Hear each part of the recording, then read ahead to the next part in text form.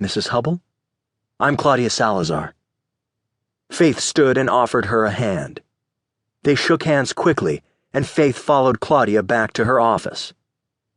From their phone conversation, Claudia had pictured a different woman. She'd imagined one of those no-nonsense Austin politicos, health club firm and sorority girl petite, blonde helmet hair, with a crisp suit and jump-when-I-say demeanor. Faith Hubble was a big-boned woman, approaching 6 feet tall, generously chested and thighed, with a creamy complexion and thick brown hair arranged in a hurried French braid. Pretty but loosely put together. Her Italian suit was tailored, black with a white silk blouse, but the jacket was already rumpled and a smear of jam soiled the cuff. Claudia imagined Faith more at home on a honky-tonk bar stool than a campaign trail. "Have a seat, Mrs. Hubble." "Thanks for seeing me on such short notice, hon. I assume we're both pressed for time, so I won't dilly-dally with you. What's the status of the investigation?" Faith kept her eyes, bright hazel beauties, firmly fixed on Claudia's face, like a drill sergeant surveying a sweating recruit. "Mostly, we're waiting for lab reports." Claudia was uneasy with the idea of snapping to and giving this woman a complete rundown, but she suspected Delford would provide the Hubbles all the information. There was little point in being evasive. "And when will the lab geeks deliver?" "Tomorrow, or the next day." "Any way to rush them?" Faith asked. Obviously, the family wants to know what happened as soon as possible. Her voice was low and throaty, as though corroded by cigarettes or whiskey. "Science can't be rushed.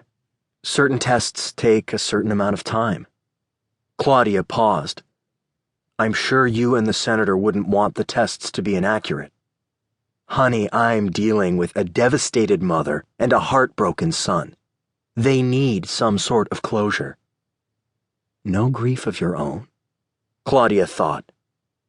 Faith Hubble carried herself more like a woman inconvenienced than bereaved. "How would you feel now if David died, though?" A sense of loss would be inescapable. David had not been a bad husband, just not the right one for her. Their life had not been all misery. She hoped her heart would be big enough to mourn his passing. Faith straightened her sleeve, noticed the jam, and muttered in anger.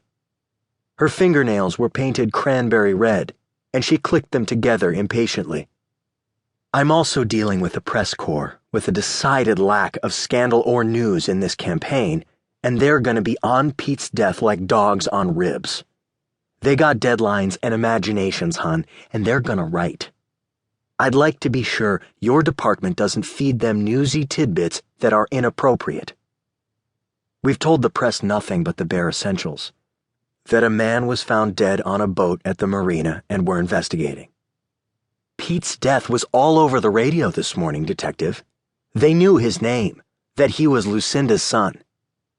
I'm sure the press spoke to people at the marina. People could see which boat we swarmed over. I guess they knew his name. I'm afraid we can't stifle the public. Or Pete's friend, Velvet." Faith rubbed her forehead. "Do you know what it's like to have your life be tabloid fodder? It's like showering in a glass bathroom." She shook her head. "I know. That y'all know what Pete did for a living. Delford told us. And I can't let Aaron Crawford use this to defeat Lucinda.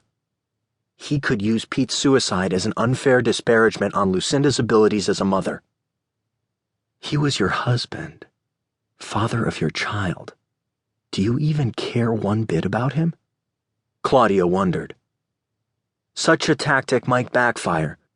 Voters might see it as a rotten attempt to gain from Mrs. Hubble's personal loss. "Never overestimate the voters," Faith said. "No confidential information will leak from this department. I'll be sure all press inquiries are routed to me or Delford.